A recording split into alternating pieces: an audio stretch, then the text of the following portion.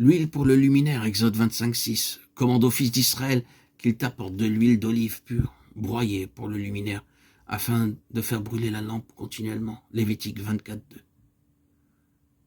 Dans la Bible, l'huile est le symbole du Saint-Esprit. Matthieu chapitre 25, versets 1 à 13 nous apprend que nous devons garder nos vases remplis et nos lampes allumées en attendant la venue de l'époux. Comparez aussi Luc chapitre 32, versets 35 et 36. Dans Romains chapitre 8, verset 9, nous lisons « Si quelqu'un n'a pas l'esprit de Christ, il ne lui appartient pas ». Dans Éphésiens chapitre 5, verset 18, il nous est ordonné d'être remplis de l'esprit.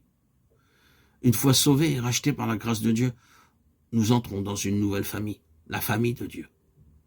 Ne sont membres de cette famille que ceux qui possèdent la vie du Seigneur Jésus-Christ. Tous ceux qui sont appelés chrétiens n'en sont pas automatiquement membres. Vous pouvez être né chrétien, avoir été baptisé, travailler même comme pasteur, prédicateur ou évêque. Mais si vous n'êtes pas né de nouveau par le Saint-Esprit, vous n'êtes pas membre de cette famille céleste. Ce que nous venons de dire concerne uniquement ceux qui sont membres de cette famille céleste. C'est à vous de vous rendre compte si vous êtes membre de cette famille ou non. C'est par l'expérience de la vie éternelle que nous devenons membres de cette famille éternelle. Sinon, nous ne sommes pas de véritables membres. Cette famille céleste a un double service divin, sur la terre et dans le ciel. Nous devons être préparés sur terre pour un plein service dans les lieux célestes.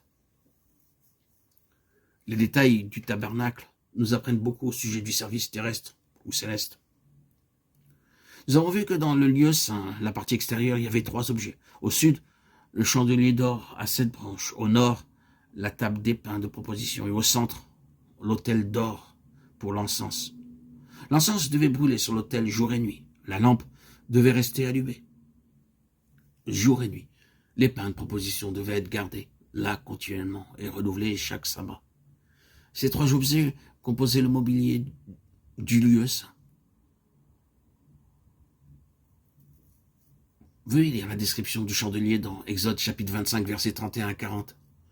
Puis passez à Zacharie chapitre 4 et lisez soigneusement tout le chapitre.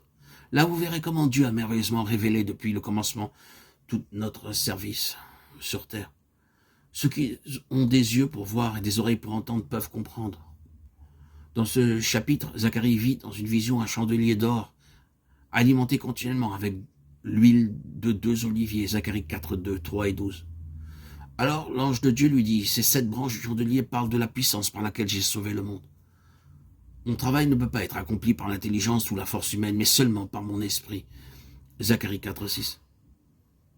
Ainsi, par les 7 lampes brûlant jour et nuit dans le sanctuaire, Dieu disait à son peuple, mon œuvre ne peut pas être accomplie par la force et la puissance, mais d'une seule manière, par mon esprit. Dieu parlait clairement et merveilleusement. Cependant, nous pensons bien souvent que le travail de Dieu peut être fait avec la force humaine, la richesse ou l'intelligence.